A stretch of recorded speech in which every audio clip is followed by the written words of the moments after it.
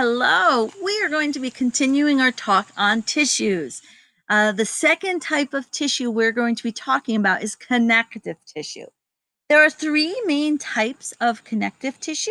We have connective tissue proper, which is typically your adipose cells and your tendons. We have fluid connective tissue, which is your blood and your lymph. You have supporting connective tissue, which is your cartilage and your bone. So based on those three types, you can see that there's a wide variety of functions. There's going to be support, binding, protection, framework. It's going to fill in spaces, can store fat, energy, make blood cells, fights against infection, transports material in the body. It's going to help repair tissue damage. Some characteristics of connective tissue is the cells are much farther apart than they are in the epithelial tissue. They do have a lot of matrix between their cells, and that matrix is going to contain extracellular protein fibers. It's going to have specialized cells, ground substance. It does have a varying degree of vascularity. So it could have very good blood supply or it could have pretty bad supply, like in cartilage. Nerve supply is also very good, and it can undergo mitosis. Although regeneration of this tissue is poorer than the epithelial tissue. They also don't have any free surfaces, and they are found throughout the body. They're never exposed to the outside. When we're looking at the different cells, they're all very different in appearance. So you can see here some of the cells that and fibers that would be found in the extracellular matrix. Fibroblasts typically are the most abundant. It's going to be making collagen. It's going to need vitamin C. It's very important in wound repair. Macrophages, mast cells, and the fibroblasts, they do congregate at sites of tissue injury. The different fibers are important. Collagen fibers make up 25% of the body's protein, and this is with cartilage, bone, tendons, and ligaments. Elastin appears kind of yellow, and it will get stiffer as you get older. Collagen fibers are typically in bundles.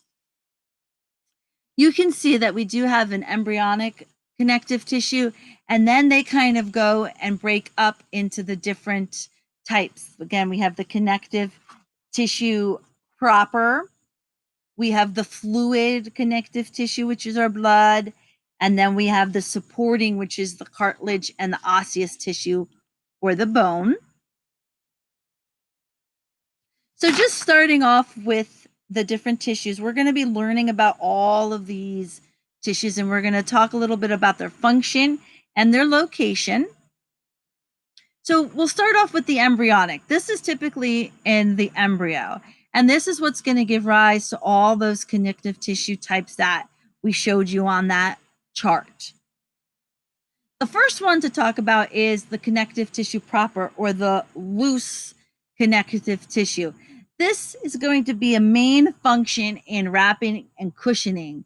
It also can help break down the bacteria. It helps with inflammation, and it does help move around the tissue fluid. It is widely spread underneath the epithelial tissue. It helps surround and package the organs, the capillaries. We call it loose because when you look at its actual structure, it's a lot of matrix and then the different fibers that go along. And you can see the elastic fibers versus the collagen versus the fibroblasts. The next one to talk about is the adipose tissue. Adipose tissue is another type of the connective tissue proper that's loose. This is mainly storage for fuel. It's going to insulate, okay? It's going to help protect organs by cushioning them. We find that underneath the skin, around the kidneys, in the abdomen, in the breasts. Another type is the reticular, okay? This is found in the lymph organs. And you can see that there's a nice internal structure inside that's going to support the white blood cells, the mast cells, the macrophages. Mast cells, are used for defense.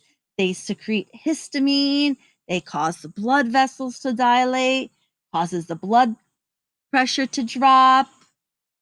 And the macrophages are very numerous. They help give rise to the red blood cells. They can be free or attached. They kind of act as antibodies. They go and fight. Connective tissue proper, dense, regular, is very important because they are for our support, tendons, ligaments. Aponeurosis is a broad band that helps connect joints. So the function is going to attach muscles to bones or to muscles, attach bone to bones, and it's going to be able to withstand different stresses or forces from different areas. Another type is dense irregular. And this is found in the skin and the dermis layer, the digestive tract, and in certain joints. And again, this is also able to withstand tension and forces from many directions. Now we have hyaline cartilage. So this is going to be making up most of the skeleton in the uterus, the embryonic skeleton. It's going to cover the ends of long bones and joints. It's going to be in the ribs, cartilage of your nose, the trachea, and the larynx. So it deals with support, and it's a lot of cushioning, and it's going to help resist the compressive stress. Elastic cartilage is going to be in the ear and in the epiglottis, and it's going to help maintain shape, but it's also going to be very flexible. Then we have our fibrocartilage. This is found between the vertebral discs. It's found in the pubic symphysis, which holds it together, and the discs of the knee. It is going to be a nice absorption for shock. It does compact by age and by the end of the day. It has a lot of fibers in here. Hormones will make it stretch a little bit, but it is reinforced with collagen. Our next type is the bone. This is the osseous tissue. So the location is bone, all right? It is going to be support, protection. It's going to be making red blood cells. And you can see that it has the osteocyte, which an osteocyte is a bone cell. When we talk about the skeletal system, we'll talk more about this type of tissue. Our next one is blood, and this is the fluid connective tissue. It is found within blood cells, and the main thing is for us to transport the blood that has the oxygen and carbon dioxide. It does do nutrients, waste, and other substance. And you can see here that it is very abundant as far as the matrix goes. Our next two tissues to talk about is muscle and nervous tissue. Now, muscle tissue is broken down into three different types of tissue. We have skeletal tissue, smooth muscle tissue, and cardiac muscle tissue.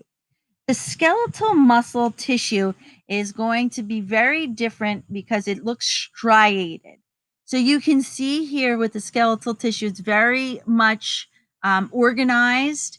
It is going to be attached to the bones so we can have some movement. You can see that they're very cylindrical with the nuclei. And again, striations are the stripes. Cardiac muscle is found in the walls of the heart. We don't consciously control this type of a tissue. It will constantly beat on its own, and it is striated, but what's different about it as far as the skeletal muscle tissue is that it has what we call intercalated discs, and that is what's going to help with the electrical current activity of our heart. Smooth muscle tissue doesn't have that striated appearance. It's very smooth looking. And this is what's going to line the different organs. And it's going to help move things along. It's going to be supporting the different organs. And again, we don't have control over this either. The last tissue to talk about is the nervous tissue, and this is going to be allowing for nerve impulses to travel. So it's found in the brain, the spinal cord, and the nerves, and it's going to be receiving stimuli, transmitting the signals. If you have any questions, please write them down and let me know.